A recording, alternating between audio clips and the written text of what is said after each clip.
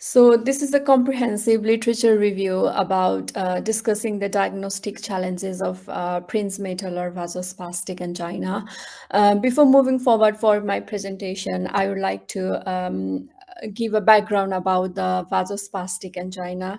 So usually it is a transient coronary spasm leading to the myocardial ischemia, and the episodic nature of the vasospastic angina and absence of persistent arterial abnormalities, it poses a significant challenge to its diagnosis. And this condition can occur in patients with both obstructive and non-obstructive coronary arteries, with transient spasm causing chest pain, persistent spasm, potentially leading to acute MI as well. And the unpredictable episodes of coronary vasospasm make it difficult to capture during the standard diagnostic procedures as well. Before methodology, I'll give a short introduction about the aim of our study. The main aim of our study is to know about the new diagnostic methods, from imaging to the spastic provocation test to biomarker testing, and the strength, limitation, as well as the potential of emerging techniques and the role of AI to ensure early detection and risk prediction of vasospastic angina, and possibly prevent the misdiagnosis of vasospastic angina as other non-cardiac chest pain. So talking about the methodology, it is the comprehensive literature search. The comprehensive literature search was initiated in PubMed in February 2025, and all total 650 studies were in the PubMed were found. And we try to use the search items like vasospastic angina, variant angina, prince-metal angina, diagnosis and treatment of vasospastic angina. And we try to include the articles published within the last 10 years. And out of 650 studies, 213 articles were selected as per our predefined inclusion and exclusion criteria. So we try to include randomized controlled trials, narrative reviews, case reports, clinical trials, meta-analysis, and the participants were in between 18 years and older. And the exclusion criteria are where the pregnant females and individuals who were more than 18 years of age and studies published other than English. So this is a picture showing the pathophysiology of vasospastic angina. The pathophysiology of vasospastic angina, it includes two main points. One is the endothelial dysfunction, and next one is the hyperactivity of the vascular smooth muscle. So endothelium is the inner lining of the blood vessels, which maintains the vascular tone by releasing various substances that regulate the vasodilation and vasoconstriction.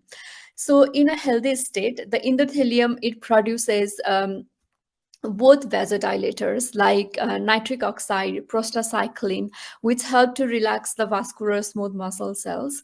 And it also produces the vasoconstrictors like endothelin 1. So in the context of the whenever there is the endothelial dysfunction, what happens is there is a reduction in the nitric oxide bioavailability that will lead to the impaired vasodilatation. And this type of imbalance favors the vasoconstrictors, making the coronary arteries more susceptible to the spasm. And the endothelial dysfunction is also associated with the increasing oxidative stress and inflammation, which will further impair the endothelial function, and it will contribute to the hyperactivity of the vascular smooth muscle cells. So overall, this is the pathophysiology of the vasospastic angina, which involves the endothelial dysfunction, and that will lead to the hyperactivity of the vascular smooth muscle cells. So let's talk about the risk factors of the vasospastic angina. So we have divided it into the three different categories. One is the genetic predisposition. So genetic predisposition plays a vital role in the vasospastic angina as well, like the mutation in the genes like endothelial nitric oxide synthase and human leukocyte antigen abnormalities contributing to the familial case. It plays a vital role in the risk factors of the vasospastic angina. And ethnicity, from our meta-analysis, what we found was East Asian individuals, especially Japanese and Korean individuals, they saw the higher incidence of the vasospastic angina. Even in the Japanese people, especially the male and heavy smokers, the incidents were higher in the male and heavy smokers. And talking about the environmental factors, the chronic exposure to air pollution also plays a vital role in the occurrence of the vasospastic angina, but the cause is still unknown. So the diagnostic method of the vasospastic angina is quite vague, and the different types of the out of the different diagnostic methods of vasospastic angina, coronary artery with the provocative spasm testing is the gold standard for diagnosing the vasospastic angina, which involves the administration of vasospastic agents like acetylcholine, ergonovin to induce the spasm under the controlled conditions. And the ECG is a non-invasive diagnostic method, and the advantage of ECG is readily available, it's low cost, and it detects the ischemic changes as well. And the disadvantage to use ECG as a diagnostic method is like the changes are transient, like the ST elevation and depression. It may resolve once the spasm subside, and other things like negative U wave and P wave inversion as well as ventricular tachycardia may present. And the other diagnostic methods like troponin is also non-invasive, but it's not that reliable. It's compared to coronary angiography with provocative spasm. And stress testing can see the ischemia under the stress conditions, but it fails to induce the vasospasm since the vasospastic angina, it mainly occurs at rest. So these are the diagnostic criteria. So the nitrate responsive angina with more than one of the following, it should be present. The points are angina occurring at rest, the symptoms with the diurnal variations, chest pain triggered by hyperventilation, and symptoms relief with the calcium channel blockers.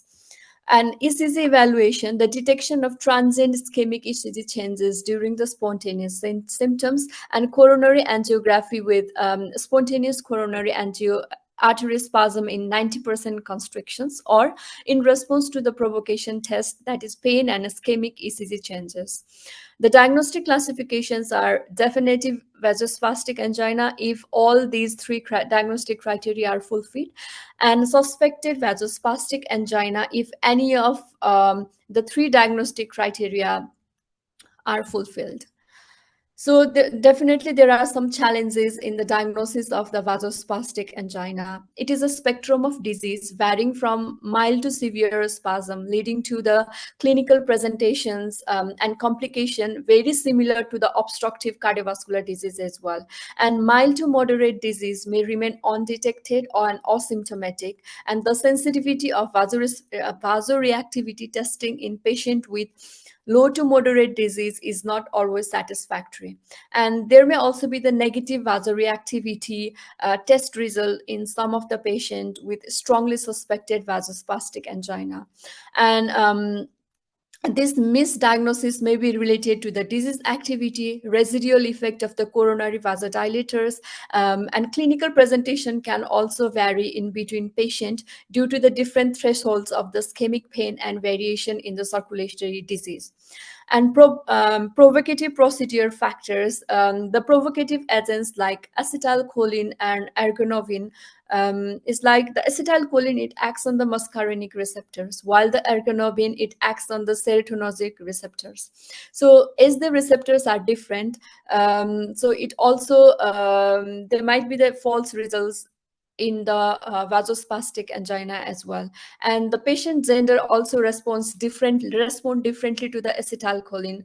That is, the female, they tend to be more sensitive than the males, whereas the males react differently to ergonovin as well. So these are the diagnostic challenges for the vasospastic angina. So the conclusion, what we concluded from our meta-analysis is it's a challenging condition to diagnose due to its episodic in nature, and there is no single method which provides a universally accepted standard for accurate detection.